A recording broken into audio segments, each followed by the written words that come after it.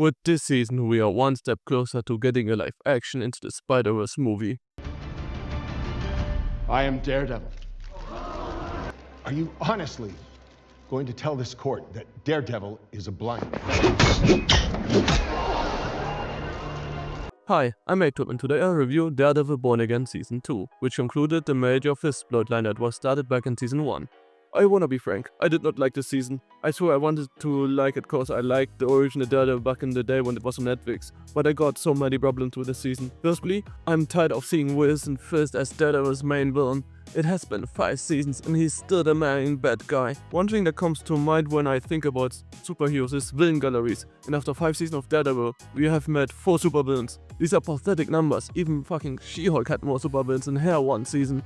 I know the MCU itself has a supervillain cultivating problem. They keep killing them instead of putting them in jail to later use them. Ask fucking Muse. But it becomes even more apparent when watching a show like Daredevil. Secondly, I don't like the police brutality and vigilante persecution storyline components. The first one only bothered me because it was too on the nose regarding current political stuff in the US. The ones who know, especially in the last 2 episodes. I don't like to see superheroes as political figures, even if it makes sense in the story. When I watch movies and TV shows, I wanna use them as escapism from reality, not to be reminded of reality by them. And the masked vigilante persecution storyline bothers me even more than that. I get why Fist wants them to be persecuted, but in the case of the MCU in general, a storyline like this just doesn't feel right. The one thing I dislike the most about Marvel movies and shows is that they have mostly gotten rid of secret identities, like before Iron Man did though.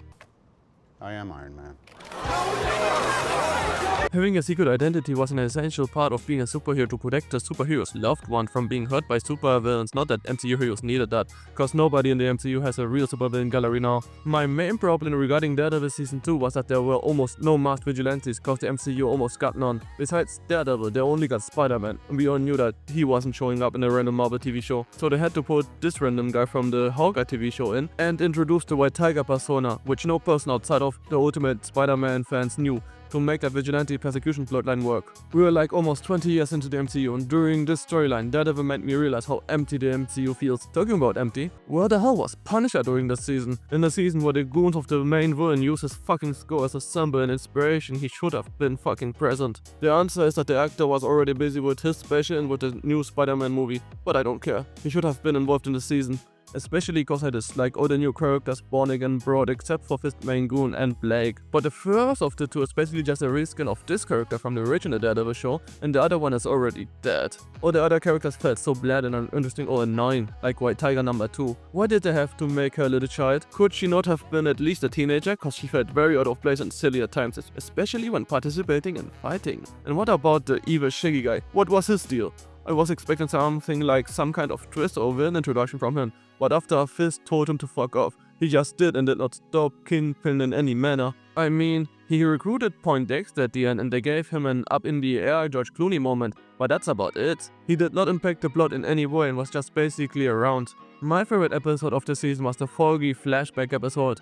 Made me realize how much I miss him in this show and how trash most of the new characters are. Gosh, they made a mistake by killing him in Season 1. In general, I'm not feeling the show right now. Out of the peak apricot that Daredevil Born Again Season 2 is the show I enjoyed the least. Yes, even less than Invincible Season 4. And I'm not even that big of an Invincible fan. Which is quite sad, cause I loved the original Daredevil show back in the day. That they brought Luke Cage and Jessica Jones back for this season did not help at all. I don't know if that's a hot take, but back in the day I only cared for the Daredevil show. The rest of the Defenders characters I didn't care about. If I watch a superhero show, I expect them to wear a superhero outfit. It's part of the fun. And Jessica and Co never did, so it was kind of a big turn off for me. But enough about the complaining. Let's talk about the positives. How was the plot? With Jeff Fisk fighting with the police vigilantes while at the same time trafficking weapons plotline I didn't care much about, cause they basically only focus on that storyline to incriminate him at the end during the trial and to force him to leave his position as mayor and to go into exile. Plus evil Shaggy, who Fisk was trafficking the guns for, storyline went nowhere. Though everything that had to do with Point Dexter aka Pulsar aka the best character of the season by far, I liked very much indeed. He was on a one good deed to put everything back into balanced trip. He felt surviving his 4 from the start of season 1 after killing Foggy was some kind of heavenly intervention, that he had to do one good thing to undo his one bad thing, killing Foggy, to put everything back into balance. That one good thing being killing Kingpin, who he feels gaslighted him into killing Foggy,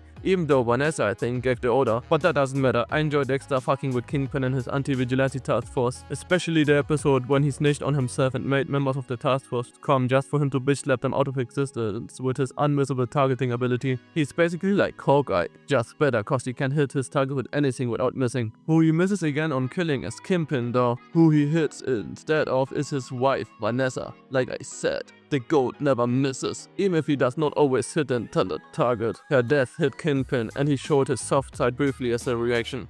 Aww, he even ends up hugging the doctor. Oh no, he's pulling a doomer, he's pulling a doomer. The dog should have seen that coming actually. Anyways, everything goes to shit in the city afterwards, with Kingpin's task force and New York citizens ending up basically in a civil war, but he did not spiral as much into madness as a reaction to Vanessa's death as I would have expected. Anyhow, after that run which Matt Murdock had to reveal that he was Daredevil to testify that Kingpin was indeed behind blowing up the ship with weapons back in episode 1 of this season. Yes, that really happened. Kingpin gets forced to resign and goes into exile after Daredevil ripped off V for Vendetta and Jam with half the city's mayor ass. The final of the season was actually also great, all things considered. My favorite part was when they gave Fist his own hallway fight scene and he bodied the first wave of Daredevil supporters, Darth Vader style. The last two guys especially realized that they fucked up. Finally, how was Daredevil this season? He was amazing like always. He and Fist are the only constant growing characters of the series, so you will never hear me complain about him. For most of the season, Matt Murdock was hiding, so he was just active as Daredevil, except at the end, where he appeared as a surprise attorney. He had almost no action scenes this season. The GOAT fights were almost be reserved for Point Dexter and Wilson's Fist out of all people. One thing I did not like about Daredevil this season was him revealing his secret identity. Because of that action, he ended up arrested and put into jail right when he was trying to start a relationship with Karen, for anybody who cares. I like it when superheroes have to balance their superhero life with their private life, and we won't have that for future seasons of Daredevil. And they already told us that they won't reverse this change as they did with Spider-Man in No Way Home. Talking about Spider-Man, people now think that Daredevil will appear in Brand New Day cause we see Spidey fight members of the Hand in a jail setting scene in the trailer. I don't think that Daredevil will be in Brand New Day, but it would be a pleasant surprise. I still like Daredevil, I'm just not feeling this season and felt disappointed. Hopefully, I'll like the future seasons more. Finally, I got my third Devil-themed media review video done. Sorry for the delay. I was busy and the more TV show review took longer than expected. I just loved season 1 so much. I got finals coming up soon, so I won't be doing that much content for a while. The only big videos before the Supergirl review video in June that will be coming out to the channel are the Boys Final Season review video and the Mandalorian and Grogu review video. For each other superhero themed show or movie dropping in that time frame, I'll try to do a 60-second short video for it if I find the time. I wish I could do a review video for Euphoria, but it ends right during final season, so that's not happening. I'm having a very good time watching Euphoria for everybody who cares. Definitely comedy of the year. Can just recommend. This show is an experience for real, for real.